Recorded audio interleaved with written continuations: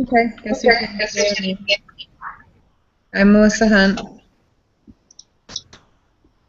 Deneen Felshaw. Shancy Christensen. Roseanne Lloyd.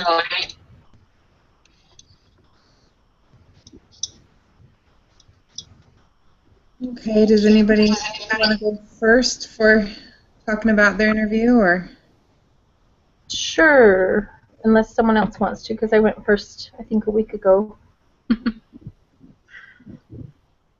ahead. Okay, I interviewed a guy named Dave Priestley. He owns Priestley Mental Health in Preston, Idaho, and he does a lot of outreach in the communities. So what led him to get involved in the mental health issues in the first place was that he was just finishing up school, and the legislature in Idaho cut funding for some of the programs in the schools in southeastern Idaho where we live. And he rightly figured out that he could do it on his own and find funding to help him out. There was one social work position in the schools available, and so he was able to hire one person in several different schools and began implementing programs to help. So basically he saw a need for them, and several years down the road now they're doing well with his business. And he said that a lot of the prevalent problems for families here in our community is finances, communication, substance abuse, addictions, and then the family and children relationships. He helps children and families locally by going into the schools. He has employees that go in and they spend time with kids. We see him all over town with these employees, and they take them out and they're teaching them social skills and how to go in the grocery store and buy their food and how to act around other people. They're in the schools and they're helping them with schools. He has a Facebook page, and he has started posting things, helpful tips and hints for families and for kids. They also provide a lot of counseling, mentoring, and he's even gone so far as to help families acquire items that they need for homes, like beds and basic furniture and some clothing. He said that his organization is both child and family focused, and that it also focuses on strengthening the family. And he has had a few situations where he's had to step in to help children when families are failing. And a lot of it, he said, just starts with them. We've been talking about feedback loops in one of my classes, I think this class, no, my other class. Changes so that things in their homes are healthier and run better. He says that he does believe that one person really can make a difference in their personal lives if they're willing to look at themselves and admit that they need to make a change, and then start to make those changes. They can make a difference in their own lives. And then on the advocate side, he says that one person can make a difference, and he is a really good example of that. There was a major, the legislation that cut funding for programs. He saw that need, he stepped in, and he's filling those shoes, and it stretched him really thin for several years, and he worked hard at it and was passionate about it, and he's finally starting to see, I think he's finally getting a little bit of a paycheck that covers more than just running the business. He felt inspired to he just felt inspired to help out, and he provides a wonderful service for the community. That's about it. Super interesting. And do you guys ever watch, I think it's on National Geographic, the cougar hunter, Boone Smith? Oh, he's friends with Boone. They go out together and hunt all the time. So, cool. He does photography on the side. He does a really good job. That's really cool. Some of those things are what I kind of want to go into through the school district is helping to teach teens or young kids how to manage, basic family skills like shopping and Yeah. a There lot is. of.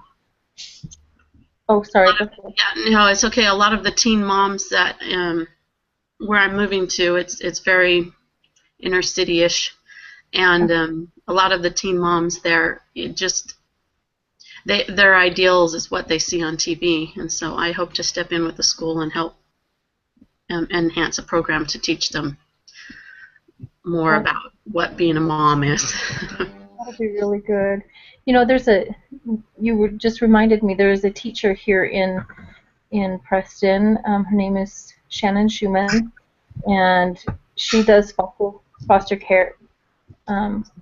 Every once in a while, she'll have some kids that get put in, and they've actually adopted a kid that they did foster care for. But she's a really good advocate for children as well, because she was one of those kids that grew up and didn't know that she stunk. She didn't realize that she was dirty. She didn't realize, she didn't get any of that information from home. And she had a teacher that was brave enough or kind enough, I don't know, to tell her, this is how you wash your clothes, and you need to take a bath at least every other day, and and this is how you wash it. Just taught her those basic skills, and it made such a difference in Shannon's life. They did a really big write-up in I think down in Salt Lake in one of the newspapers, because she found the teacher and was able to thank her. So, wow, very cool. So it makes a difference for these kids. Yeah. I'm afraid mine is lengthy, so I was going to go last. Okay, Well, if you want me to. go ahead. So I interviewed a lady. Her name is Kathy Zimmerman, or Zimmer, I mean, and she is a speech pathologist at in the school district, and so she works with kids from all different walks of life and stuff. And how she got involved is that her husband got a job over in Seattle, and they were looking around to see where to move to, and they found our community and really liked it.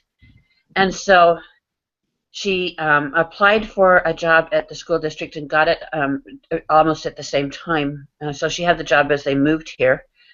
And then several years later, there was a position open in the district for the district representative for Special Olympics, and so she she applied for it and got it. So she not only works in the school district, but she also works with the Special Olympics as their representative. She said some of the prevalent problems that they see for families in the community is finances and daycare for the moms that work, and where to put their kids. And she said that she talked to several of the other teachers, and they said that some of the things are that because they don't have enough finances, our parents don't have enough finances, their kids aren't in all the sports and all the activities.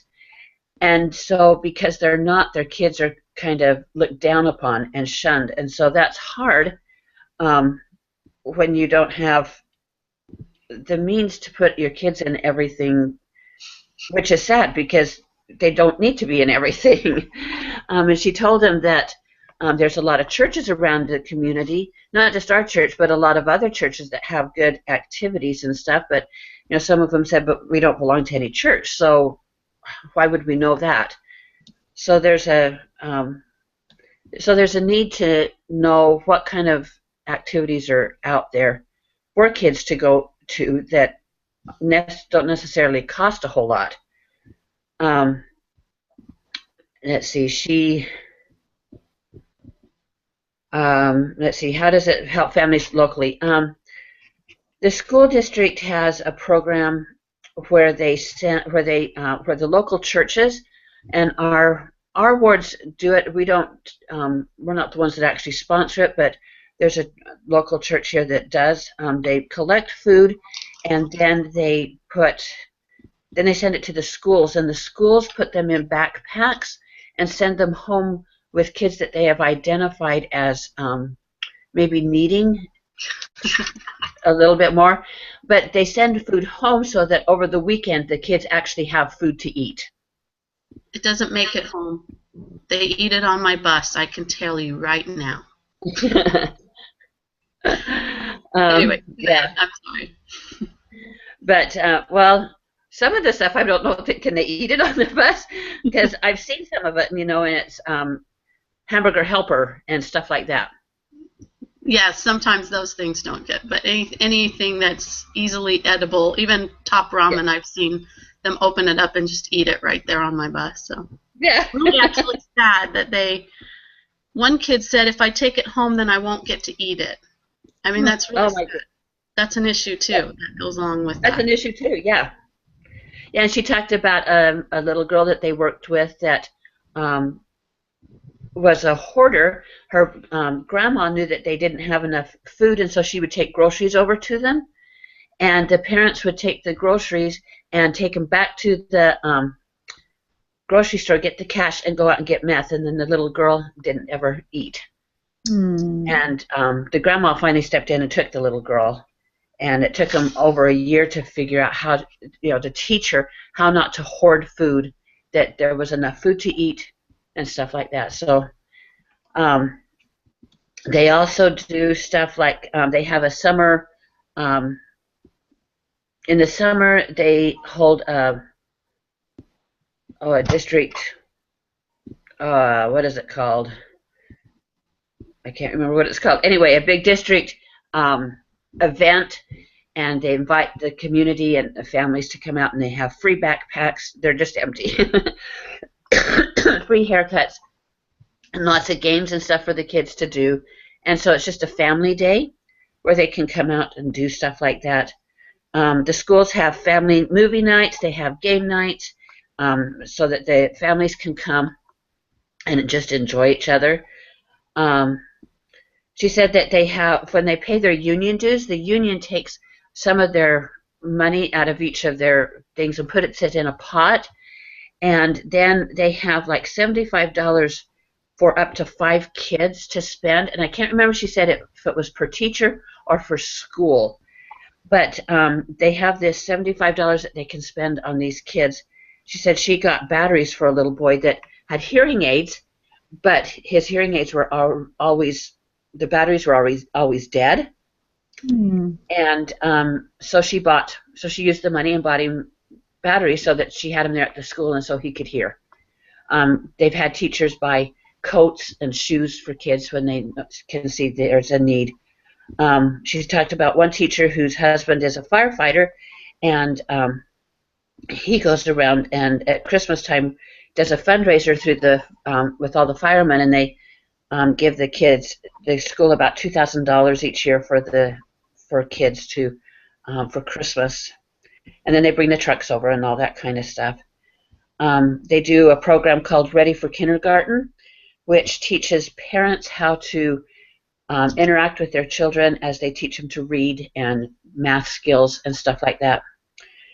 So the organization they push for family involvement, and they try to do a lot of things for family, but there is a need, but there is also a need for them to step in when parents aren't doing what they're supposed to, which I sort of talked about already. Let's see. And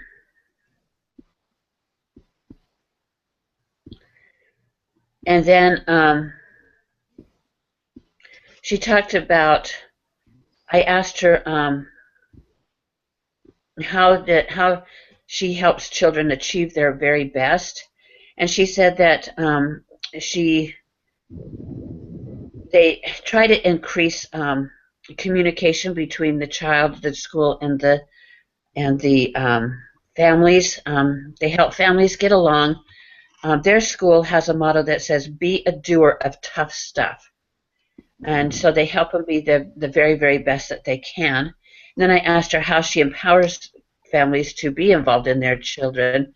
She said she teaches them the what she calls the Oreo technique, where you praise the child and let them know of all the good that they do. Then you introduce what they can improve on, and then you end up telling them what they do good, so that as you teach, the positive is really enforced, but hopefully, so that they can know what they need to improve on and do stuff like that. So that's what I did. Very cool. So what community are you in?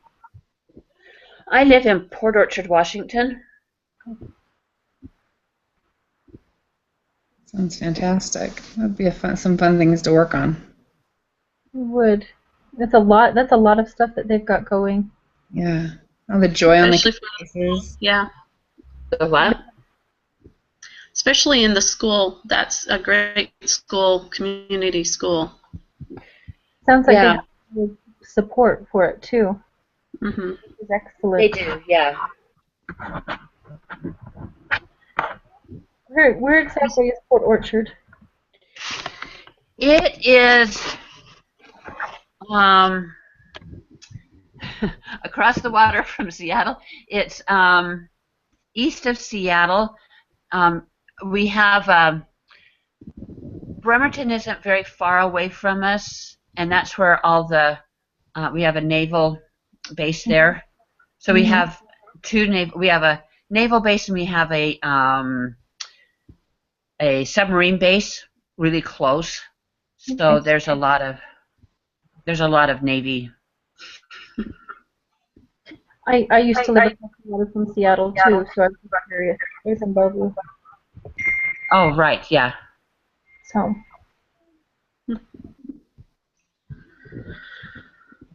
Okay, do you want me to go now? Sure. Yeah. When I heard we had to do the interview, I immediately thought of my neighbor. Let me pull up my paper. Her name's Linda Hansen, and she has 2 autistic boys. She has, I think, maybe 6 kids in total, but her 2 sons are autistic. One's severely autistic, but they're both pretty much on the spectrum. And so I called her up, and right now she's on the state school board, but she's kind of worked her way up. She started out, just as she said, advocating for her own kids in the schools. And she started, I think because her oldest is in her 30s, so she said she started when she was in school, so maybe like 25, 27 years ago. And she said she started advocating for her kids, but then noticed that they would get advantages that other kids didn't get. So then she started advocating for other people's kids also to try to make everything fair. And then the school saw that she was doing this, and so then they got her involved with the PTA. And then she got really involved with the PTA, and then moved up and got also involved with like legislative side of the PTA. So she'd go up and do stuff up at the Capitol and stuff for the PTA. And then just recently, I think a year or 2 ago, she started working for the state school board. So that's what she's doing now, and she has 4 school things. I wrote school boards, but that's like school districts. That's what I meant to write. She is over 4 different school districts in the state, and the legislature over those. She writes a lot of rules for different legislatures. And so as I'm sitting there talking to her, I'm like, oh, we kind of talked a lot about this in the class. It kind of followed along with that. And they come to her for a lot of clarifications on rules and things that they're trying to write with different bills. And then she changes a lot of different graduation standards and curriculum standards for the schools, for the state. And she goes and visits to see all the different needs the schools and the school districts have. She says it's very different depending on the school district. Like one of her school districts only has 700 people. It's in a little rural area. So they have a lot of different needs in like Granite School District here in the Salt Lake area. Right now, what she's really working on is a computer tech class. It was really, really easy. So she's trying to change the standards to make it a little bit harder and make it more worth the kids' time so that it's taking the class. I guess the kids would finish it really fast and it's a total waste of their time. So she's just trying to make it so it really fits for them. And then she's on a bunch of different committees. She's on an intergenerational poverty committee. They just passed a bill in that committee for preschool so that, let's see, I'm trying to understand my notes. So that at that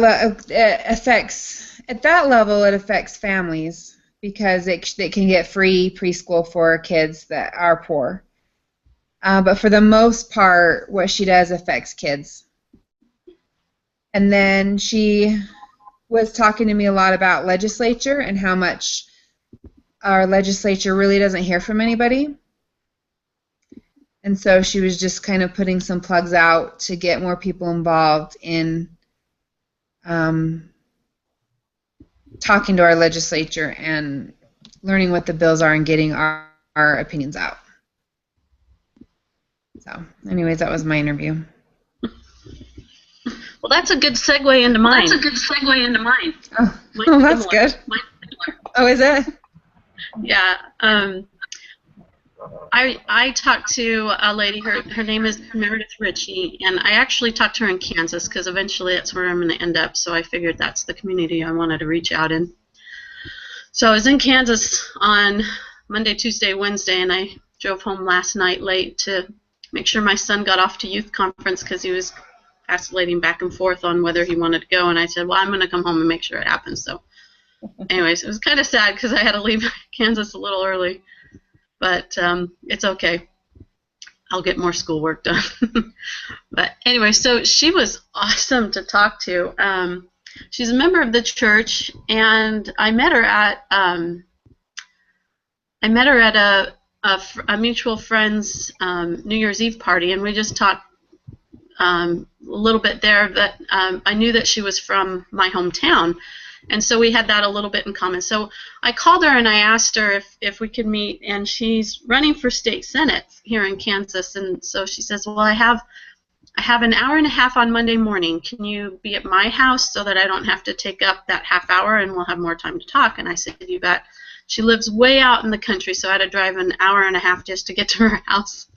But it was really a beautiful drive, so I didn't complain too much. But so she and I sat down to talk, and first the thing that we talked about were, and I recorded it after about a half hour of talking because there was just too much, but the first thing we talked about was our mutual friends and how we knew so many mutual people, and we were in the same places, went to the same activities, but never met until this last year on New Year's Eve. So it was kind of weird because we've actually lived in the same places 3 times now, and now Kansas will be the 3rd time. And we'd been to youth conferences and worked in youth conferences with the youth together and never met. So it's kind of weird that we connected on a lot of levels on that way. But I wanted to talk to her mainly because her run for Senate is based off of what she calls liberties, and she wants to make sure that everybody has constitutional liberties. And so that's where I talked to her about that. And then I found out as we were talking that she actually ran the California chapter for United Families International. So she's really heavily involved with that, and actually knew the author of the book that we read, Wilkins, I think is his last name. And she knew all those videos that we have of people that talked at the UN and stuff. She knew all of those people. It was just kind of odd, the connection there. And so we talked for 2 hours, it ended up being, and I apologized for the extra half hour. She says, nope, it was my fault. I couldn't believe the connections that we had. So she and I talked about her time in California, and I asked her what started her for her standing up for the families, because she is running also, her campaign is on family strong families, strong communities. And so I asked her what was the very beginning, what motivated her, and she went all the way back to 1987 when her daughter came home with it was before that, when legislation was starting in California and I remember this because I was a senior in high school, to promote masturbation in their curriculum. And she said she fought there, and they took it out, but I remember that whole fight. And then she says, but then after that, every year she would go to that class and ask, what are you going to talk about when it comes to masturbations? And usually they say nothing. And then one year, her daughter was a sophomore in high school, and they said, well, we're going to discuss this and this. And she says, no, that's not the answer I want. But then a father next to him says, yes, that's natural. We need to be talking about that. So there was a fight there that she had to take on. And then it increased. Her daughter said that because she stood up for that, the school was going to fight back, including the students. And she said that her kids were picked out by the teachers and the students and told how horrible her mom was, and that her family were self-righteous and not very, because at that point in time the gay rights were coming out in the more liberal schools in the area too in California. And then her daughter comes home with she said that she called it a centerfold because the page actually folded out of the statistics of masturbation among students in the school, the statistics of homosexual and gay that were in the school, how to have safe sex, where you can get free condom, the whole thing. And she was mortified. So she went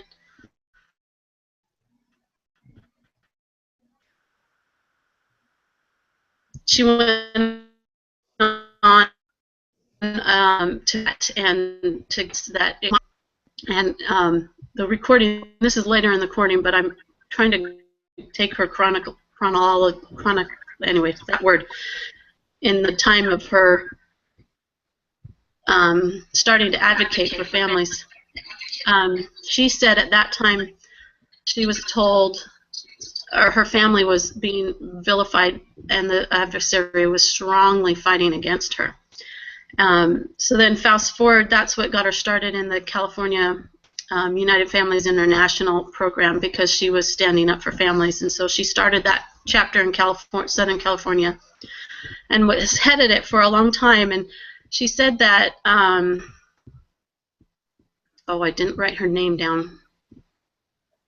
One of the ladies that's really big with UFI, we've actually seen a video of her. Oh, shoot. Well, she told her that the stronger you stand up for families, the stronger the adversary is going to try and break your own family down to discredit you and to get you to back off of this. And she says that it's very important that you stay spiritually strong. About how two of her children, the two kids that were in high school at the time that she started fighting for families, both went inactive. And I have faith, it's more important for me, and I felt this. She felt spiritually prompted that the fighting for the families is going to help her children see the importance of families, whether they're angry with her and left the church or not. They're going to come back around to it, and that she needed to continue to fight, and that was important. So then she worked heavily with UFI. She went to the UN several times. She worked with many of the people that were, we've seen throughout our class.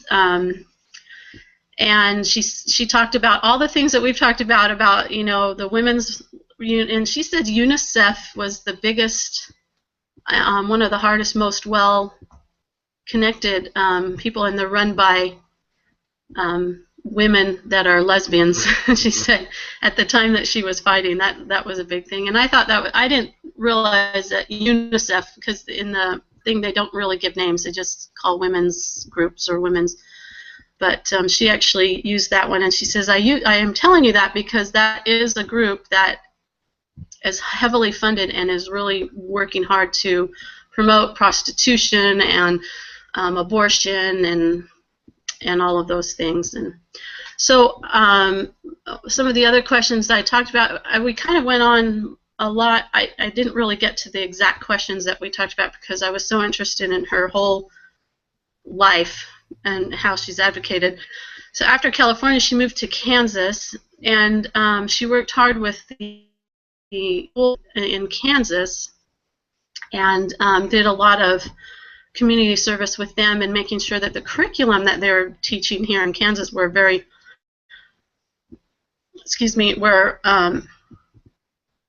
kept more on the conservative side. And she fought mostly for religious freedom and stuff within the kids being able to stand up. And she said one thing that was interesting that you guys that are in Utah might find interesting. She fought for abortion rights in Kansas also, and they made it illegal for dismemberment abortion here in Kansas. And she says, but in Utah, they actually, instead of making it legal, made it to where the baby had to be injected so that they don't feel the abortion when it was coming out. She says, and that's really sad to see how the adversary is really working hard where it should be the strongest opponent would be. And so we were talking a little bit about the different rights.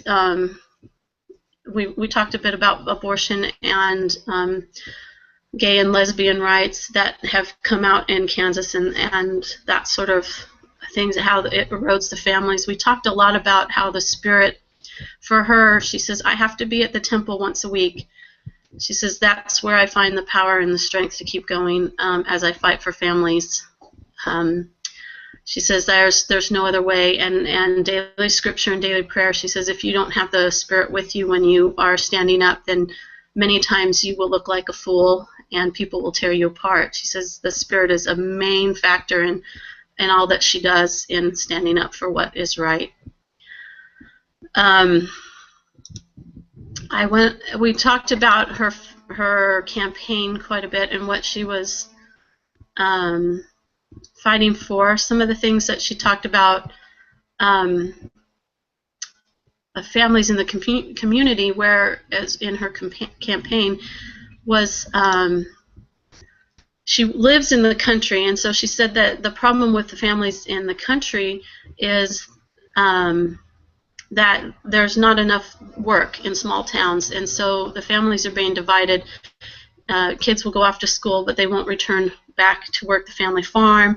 Family farms are going under because there's not, nobody wants to work it anymore after a few years, and so there's an issue with the farming. She talked about just the fact that what used to be a family-centered community is oftentimes left for the older adults that are still there, and so there's not a generation coming in. And then she also works with Lawrence, Kansas, which is Kansas State or Kansas University, KU. Very liberal, and we talked about how liberal that area was. It's probably the most liberal of all Kansas is right there. And that's part of her area that she has to win over, and she says, I don't know if I'll win Lawrence, and I don't know if I don't, I won't win, but I still have to try. And she said in that area, her biggest concern with the family is the education that the kids are getting, and that how the teachers are indoctrinating the kids about different things that are anti-family. Gay rights is one of them. She said she clarified traditional family because most of them are very family-oriented, but not traditional family-oriented. And so she says that there's a lot of we talked about how it's a very Bernie Sanders oriented area, and they really want that to happen. And we talked about, like I told you guys before, my son and his point of view, being a Bernie Sanders supporter, and we talked about that. And she says, and that's really hard. And then she went on to talk about how she has a daughter-in-law who's from Venezuela, and she talks very much with her parents, who are, she called them the Mitt Romneys of Venezuela, very, very wealthy, multi-entrepreneurs, strong, active church members.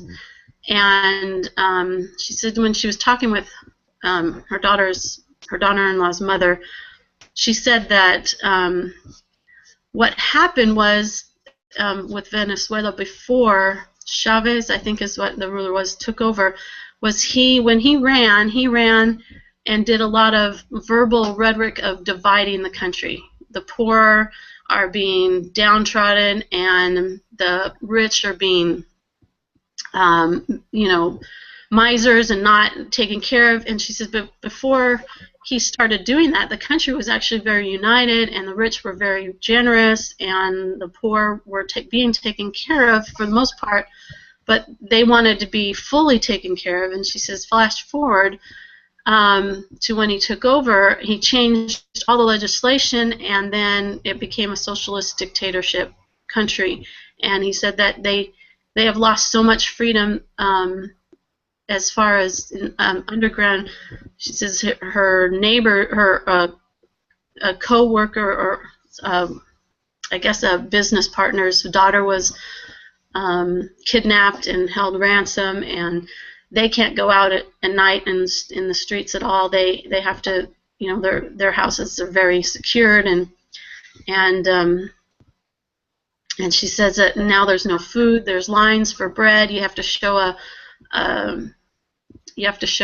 certain ID for bread, and then you have to show us another ID to get milk. And she says the lines go around the block, and she says it's just really horrible what it's come to there in Venezuela. And we talked about how that, and then I brought up, well, people are saying, well, what about Denmark? That's the perfect society. And she brought up this interesting fact about that. And all of this, she says, is breaking down the families. Even in Venezuela, the families struggle to stay together because there's no jobs, there's no food, there's nothing, and so families are being divided as they leave the country. And then in Denmark, she said she has a friend who worked there for several years, and the hardest thing for her was in the church, trying to help the youth understand what service is, because the government takes care of everything. The youth don't know how to serve each other or do things for charities or be able to be out in the community, and the church can't get out in the community because there's not a lot for them to do. They don't even have like thrift stores or anything like that. And she says so they've lost a freedom and lost the ability to learn something because of control in that area. And she said it found it interesting that these kids won't be able to experience that, and that is a huge part of our gospel and about principles in learning to love and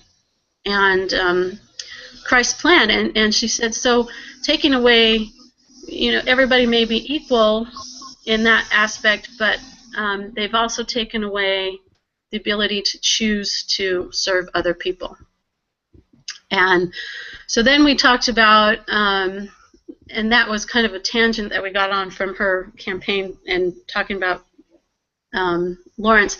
So she talked about how in the schools there are preaching this and want the kids to learn this, and so that's where she feels like she's standing up for families in that area and helping to, like you talked about, the writing curriculum or changing aspects in the school to help children understand all sides of views and not just the liberal side of views. And she feels like that's where the breakdown of the traditional family is in that area. She then went on to talk about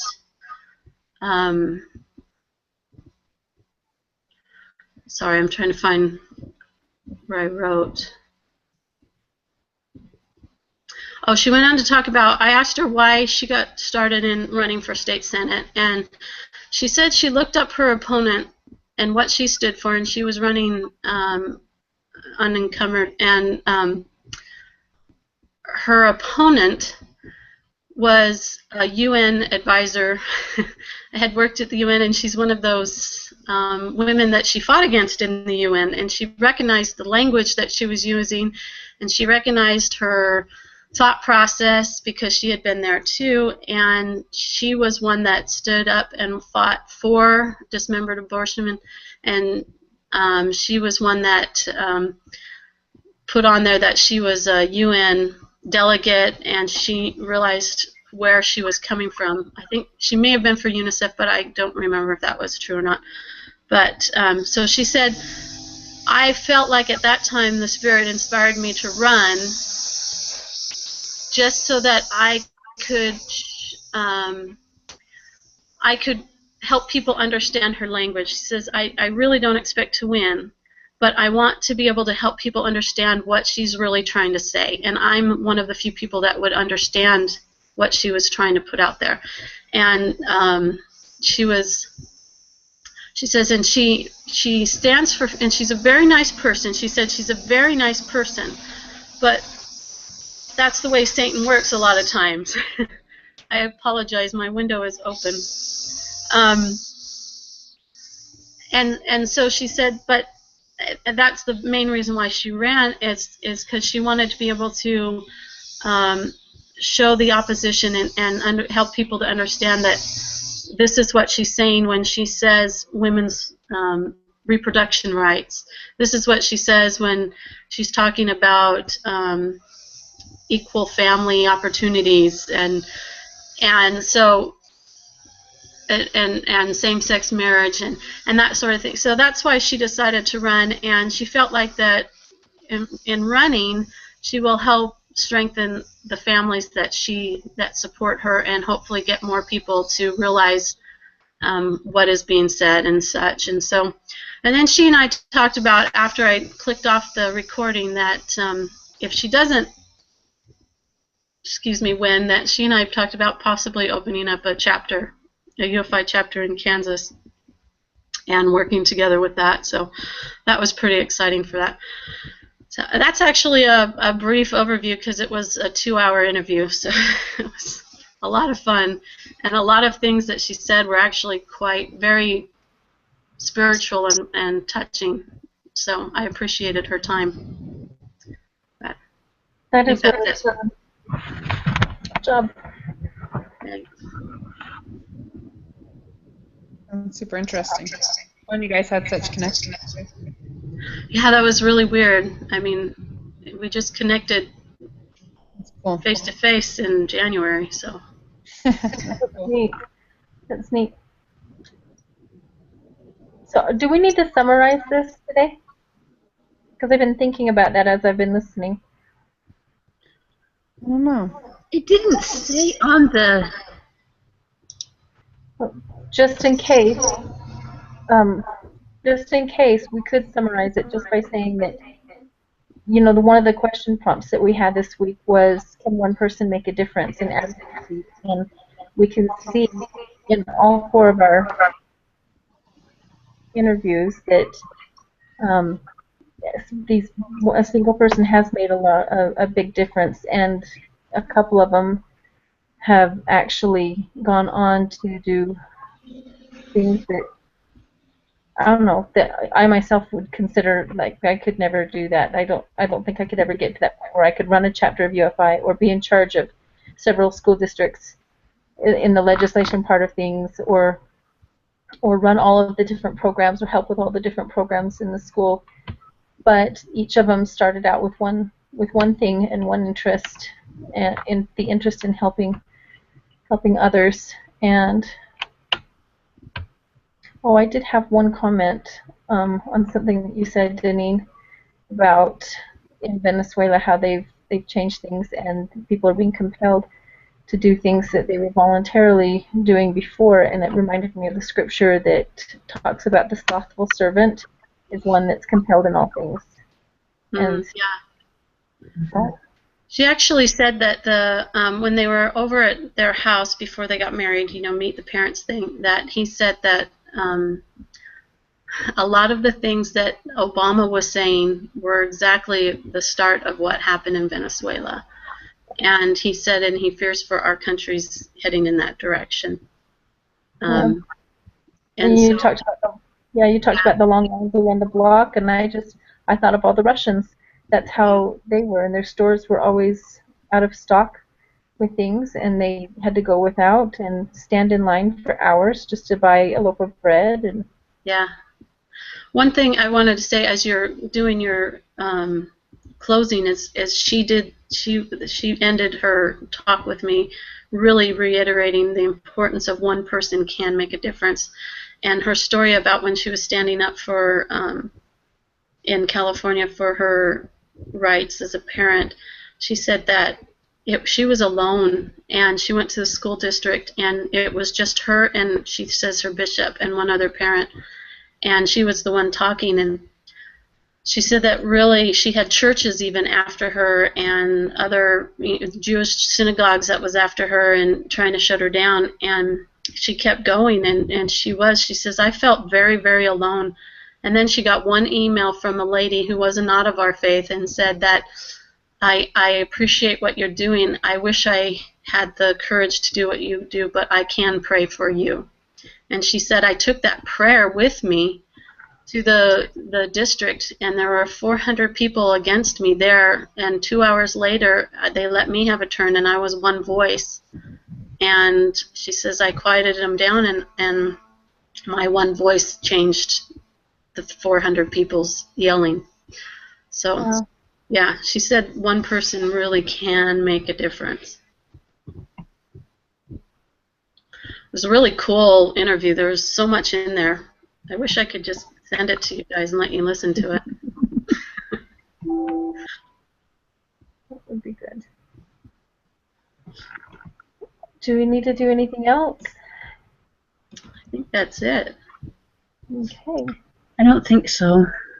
Stop it then.